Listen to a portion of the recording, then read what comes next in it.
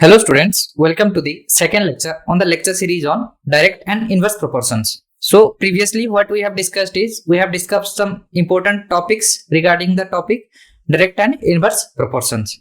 So in this topic what we will be doing is we will be covering the types of problems that are being asked in the competitive exams, okay, from the direct and inverse proportions topic. So we'll be covering some concepts or revising those concepts, and we'll be covering the types of problems on direct and inverse proportions. Okay, so let's proceed with the lecture. So we have already discussed the following topics, that is what is direct proportion, what is inverse proportion, okay, how two quantities relate when they are directly proportionate, and how two quantities relate to each other when they are inversely proportionate, what is combined proportion, what is the difference between inverse and direct proportion, right? And what was unitary method, what was the rule of three, and what are percentages, and how they are involved in direct and inverse proportions. Okay, so these 6 topics we have already covered in the last lecture. So let's go forward to the types of questions. So I think we have discussed direct proportion problems, inverse proportion problems, and combined proportion problems. Okay, so we also discussed what is the difference between these two and what is the difference between these two. So percentages and proportion will be covering in this class. Unitary method problems will be also covering in this class, and we'll be also covering the rule of three problems. Okay, we'll do some application that are being applied in geometry. So we'll also do some currency conversions, and we'll also solve some mixture and solution problems. Okay, and then at the end what we will do is we will do some business and finance problems. Okay, so let's see the fourth kind of question, that is percentages and proportions. Okay, so in this topic what you will be getting is question involving percentage changes. Okay, how much is a percentage increase, how much does the percentage decrease, okay, are the decrease in percentage and price directly proportional or inversely proportional, or percentage decrease in discount is directly proportional to percentage increased in buying, or what. Okay, so and their effects on direct and inverse proportion relationships. Okay, this is what we'll be covering. So let's see a problem on this. So the price of an item is actually reduced by 20%. Okay, so price of that item is reduced by 20%. So what will be its original price? Okay, or what will be its new price? Let original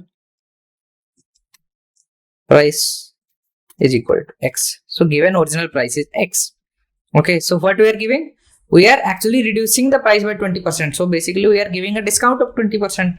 So what is 20% of x? This implies that 20 by 100 into x, right? That is equal to what? 0.2 into x, because the decimal form of 20% is equal to 0.2, right? Equal to 0.2x. So what is the new price? So after discount or reduction, x minus 0.2x, because this much amount is reduced. Okay, so what it becomes is 0.8x, right? So this is the new price. Okay, so it asks us that by what percentage should the new price be increased to bring it back to the original price. Okay, let's say it is increased to the original price, that is x. So what is the difference? So 0.2x, but for now the original price is 0.8x, right? So what will be the percentage change? So percentage change is equal to, we have already learned the formula, right? The percentage change is nothing but profit or added amount by original amount, that is 0.8x in this case, into 100, right? So what it becomes is, it becomes 0.2x by 0.8x into 100, right? So x cancels out. 0.2 into 4 is equal to 0.8, so it will be 4.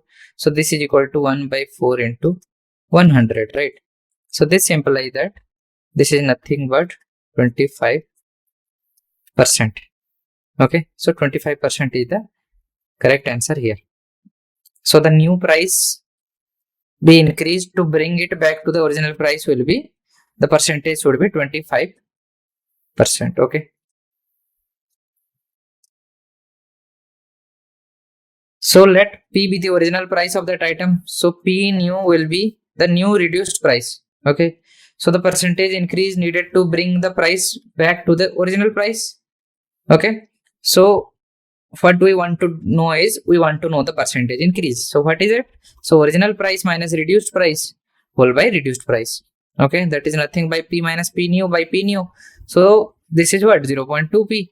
And in the denominator, what we have is P new, that is the reduced price, right? So it is 0.8P. So 0.2P by 0.8P. In this case, P is actually X that we have already assumed. Okay.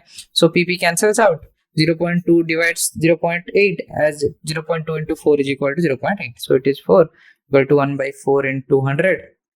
So that is nothing but 25%, right? So let's see. So percentage increase is 0.25 into 100. Okay. So percentage increase becomes 25%. Therefore, the new price should be increased by 25% to bring it back to the original price. Okay. So let's go forward to the next type of question. So the next type of question is unitary method problems. Okay. So what are unitary method problems? So applying the unitary method to find one quantity when the other are known. Okay. So based on direct or inverse proportion. So let's go forward. So let's see a problem on it. So if 5 workers can complete a job in 6 days. Okay. What is given? If 5 workers can complete a job in 6 days, then how many days will it take for 8 workers to complete the same job? Okay. So this is also a work time problem. Okay. So 5 workers into 6 days, right? So that is equal to what? 8 into X. Okay. So this implies what? X is equal to 5 into 6 by 8. So this is 3. This is 4. So 15 by 4. So 15 by 4 is the correct answer. Okay, so 5 workers can complete a job in 6 days. This implies that if 8 workers work for the same job, they can complete it in 15 by 4. That is 7 by 2. That is equal to 3.75 or 3.5 days. That is 3 days and 12 hours. That is how much time they will take, okay, to complete that same job. So let's see the solution. So let D be the number of days required for 8 workers to complete that job. So according to the unitary method, okay, the time taken is inversely proportional to the number of workers. Okay. So time taken is inversely proportional to number of workers.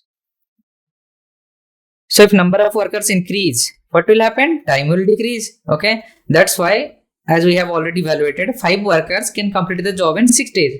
So what we do now is we increase the number of workers. So the number of days it will take to complete the task will decrease. Right? So that's why it took only 3.5 days to complete that same task. So let's go forward. So number of days into number of workers is equal to constant. That is equal to 6 into 5 is equal to D into X. So what we have took X was here D into 8. So 30 is equal to 80. So 30 by 8 is equal to 3.75. Okay. So here I did a slight mistake. That is 7.5. Okay.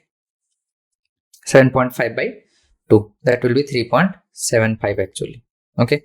So it will be an 18 hours. Okay. So therefore it will take 3.75 days for 8 workers to complete, or 3 days and 18 hours to complete that job. So let's go forward with the 6th type of question. So the 6th type of question is actually on rule of 3 problems. Okay. So the rule of 3, based on rule of 3.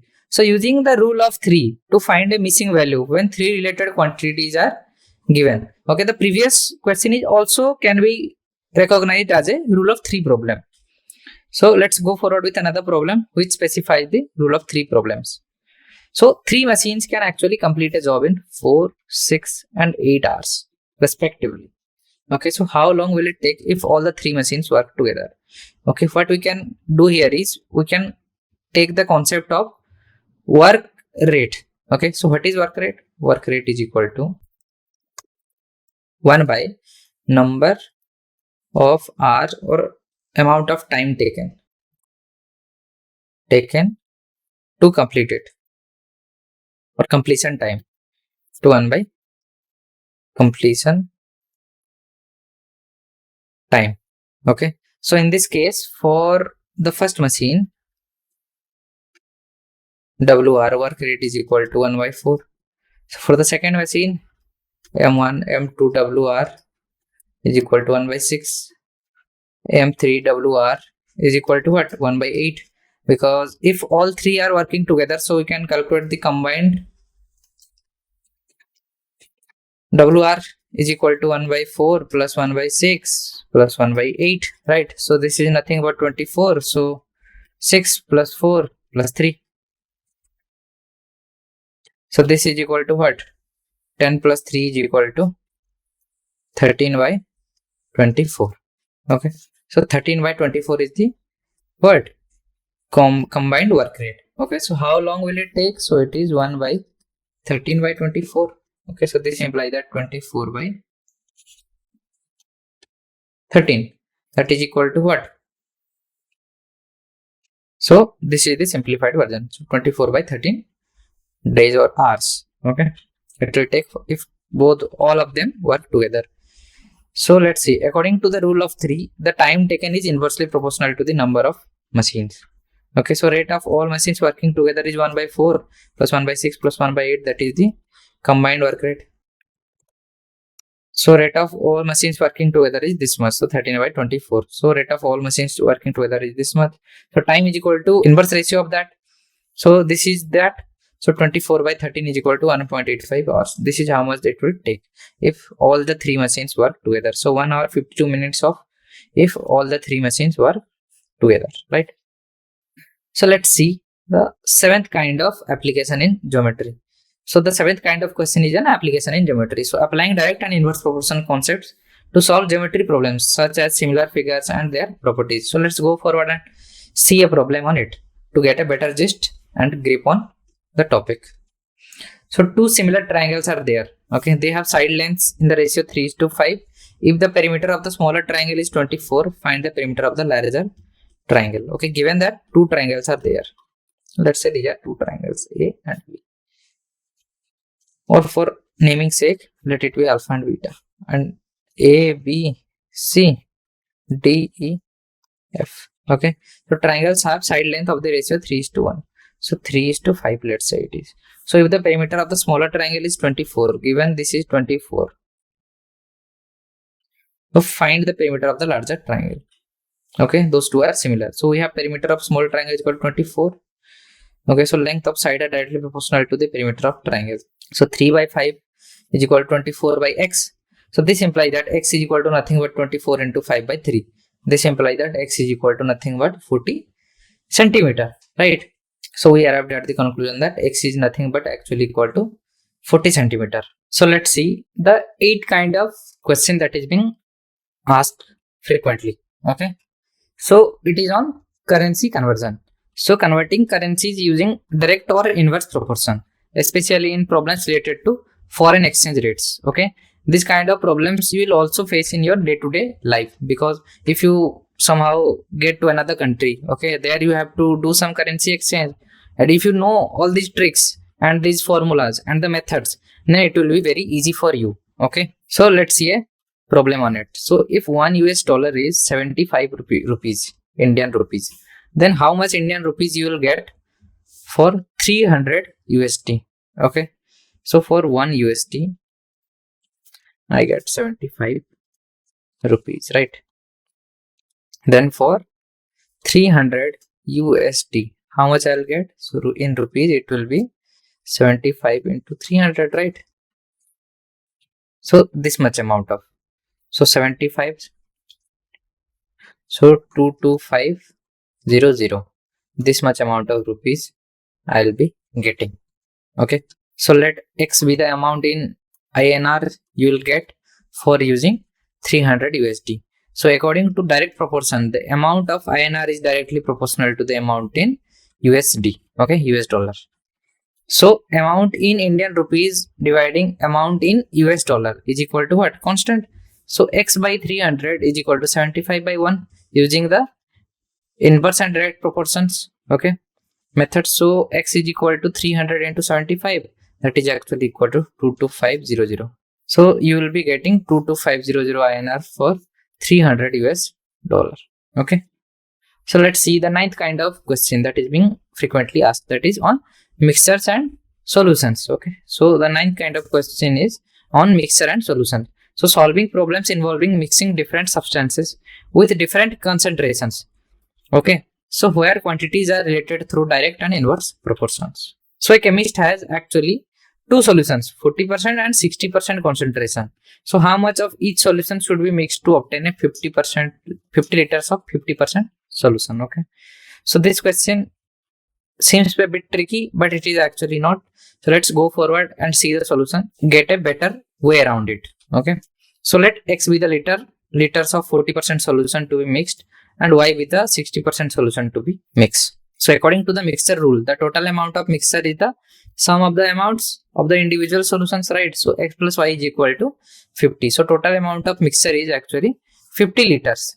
So according to the concentration rule, the total concentration of the mixture is weighted average of the concentration of individual solutions, okay. So 40x plus 60y whole by x plus y is equal to 50, right? So total concentration of the mixture is 50%. So solving the equation simultaneously, what we get is, we get x is equal to 25 liters, y is equal to 25 liters. So amount of 40% solution and amount of 60% solution will be 25 liter, and x is equal to 25 liters respectively. So what we got is, if we add x 25 liters, that is the amount of 40% solution, and y that is 25 liter, that is the amount of 60% solution, then what we will get is, we will get a 50 liter solution of 50% acid solution, okay, 50% concentration with the solution amounting 50 liters, okay. So let's see the 10th kind of question that is being frequently asked. So it is on business and finance problem. So solving business and finance problem involving profit, loss, discount, markup, etc., we may have direct and inverse proportion relationships. So let's see an example on it. So a shopkeeper actually reduces the price of an item by 20%, okay. So later he increases it by 25%. If the original price was 2000 rupees INR, then find the final pricing, okay. So original amount is 2000, right? So now what we do is give a discount. So new price is equal to P new is equal to what? First we need to minus 20% of 2000 from 2000. So 2000 minus 20% of 2000. This is equal to 2000 minus 20 by 100 into 2000, right? So this is equal to 1600, because 2000 minus 400 is equal to 1600, right? So 1600 we have. So 1600 is the new price after 20% discount. Later what he does is, he increases it by 25%, right? So this price gets increased by 20% with the base value as this, okay. So PINC after increasing is equal to what? 1600 plus 25% of 1600, that is equal to 1600 plus 25 by 100 into 1600, right? So 0 gets cancelled. So this is equal to 1600 plus 25 into 16. So 250 plus 150, that is 400, right? So 400, that is equal to 2000. So this is the P increase INC after increasing of 25%. So now what we have right now is, we have the final price. So this is the final price, that is 2000, and the original price was 2000, okay, coincidentally. So the final price will be 2000 rupees. So a shopkeeper reduces the price of an item by 20%, then later increases by 25%. The original price was 2000 and the final selling price is also 2000. So he broke even. Okay, so let P be the final selling price. Okay, P be the final selling price. So price is reduced by 20%, then the selling price becomes what? So new price is equal to original price minus 20% of the original price, right? So new price is equal to 2000 minus 0.2 into 2000. So new price is equal to 2000 minus 400, that is equal to 1600 Indian rupees. So when the price is actually increased by 25%, the final selling price becomes what? So final selling price is equal to new price plus 25% of that new price. So final selling price is 1600 plus 0.25 into 1600. Okay, so final selling price is 1600 plus 400, that is 2000 INR, that is 2000 Indian rupees, right? So therefore the final selling price is 2000 Indian rupees. So let's revise what we have already discussed in this lecture. So we discussed this type of problems, that is on percentages and proportion. Okay, we saw that this question, the price of an item is first reduced by 20%, then by what percent should the new price be increased to bring it back to the original price? Okay, so this is how we calculated. We let the original price as X, then we found out 20% of X, then what we did was we subtracted it from the original price. Okay, so after subtracting, what we are left with is 0.8X. Okay, now how much percentage of 0.8x is 0.2x, because that is the amount that we want to increase over 0.8x. Okay, so we calculated the percentage and we found out it was 25%. So 25% became the answer in this case. Okay, in the next kind of problem, it was a unitary method based problem. Okay, so in it there were 5 workers can complete a job in 6 days. Okay, how many days will it take for 8 workers to complete the same job? So it took them 3 days and 18 hours. And how we did it? We did it via solving this algebraic equation, right? So let's go forward to the 6th kind of problem, that was of rule of 3 problem. So if 3 machines can complete a job in 4, 6 and 8 hours respectively, how long will it take if all the 3 machines work together? So working together, all the 3 machines could take 24 by 13 hours. Okay, we use the normal method that is actually also used in work and time problems. We calculated the work ratio and find combined work ratio, and then we calculated the time. Okay, here you can see it was 13 by 24, then the time became its reciprocal, that is 24 by 13. So it will take at least actually 1 hour 52 minutes if all the 3 machines work together. So we also saw an application in geometry. How if 2 triangles, similar triangles, okay, similar is the keyword here, have side lengths in the ratio 3:5. So both of them have side lengths of this ratio. Okay, if the perimeter of the smaller triangle is 24, find the perimeter of the larger triangle. So we use this ratio algebraic equation. So it became what? 40 centimeter. Okay, because this is 8 and this is equal to 40. So we also saw a currency conversion problem. If $1 is 75 Indian rupees, then how much Indian rupee will be? 300 US dollars. Okay, so we found out it was 22,500. So we also saw a question on mixture and solution. Okay, a chemist has 2 solutions, 40% and 60% concentration. How much of each solution should be mixed to obtain a 50 liter with 50% solution?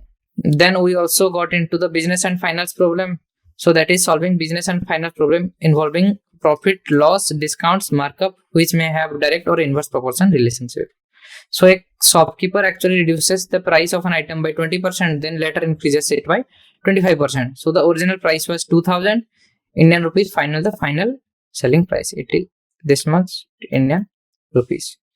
Okay, so that's all for now. We have now discussed all kind of problems that are being asked in various competitive exams. So in the upcoming lectures, what we will do is we will do some exercise problems, and then afterwards we will do some previous year questions. Okay, thank you for your time.